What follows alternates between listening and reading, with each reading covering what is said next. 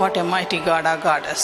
ಎಷ್ಟು ಒಂದು ಅದ್ಭುತವಾಗಿರುವಂತ ನಮ್ಮ ದೇವರು ನೋಡಿ. Mary went and said, ಮರಿಯಳು ಹೋಗಿ ತನಗಾದಂತ ಕಾರ್ಯಗಳು ಎಲ್ಲವನ್ನು ಹೇಳ್ತಾಳೆ. Immediately the baby lived in whom. ಅಲ್ಲಿ 6 ತಿಂಗಳಾಗಿರುವಂತಹ ಎಲಿಸಬೆತಳ ಒಂದು ಗರ್ಭದಲ್ಲಿರುವಂತಹ ಕೂಸು ಹಾರಾಡ್ತದೆ ಆ ಒಂದು ಸಂದೇಶವನ್ನು ಕೇಳಿ. Till that she did not have any symptom of that baby moment. See, Mary was full of Holy Spirit after the angel appeared. ಆ ಒಂದು ದೇವದೂತನು ಬಂದ ಆದ ಮೇಲೆ ಮರಿಯಳು ಪೂರ್ತಿಯಾಗಿ ಪವಿತ್ರಾತ್ಮ ಭರಿತಳಾಗಿ ತುಂಬಿದವಳಾಗಿದ್ಲು. God is telling, God is going to touch many barren women hereafter. ಈ ಒಂದು ದಿನದ ಮೊದಲುಗೊಂಡು ದೇವರು ಅನೇಕ ಬಂಜೆತನದಲ್ಲಿ ಇರುವಂತಹ ಸ್ತ್ರೀಗಳನ್ನು ಈ ಒಂದು ಪಟ್ಟಣದಲ್ಲಿ ಮುಟ್ಟುವವನಾಗಿದ್ದಾನೆ. And God is telling, He will send anointed person. They will be full of Holy Spirit.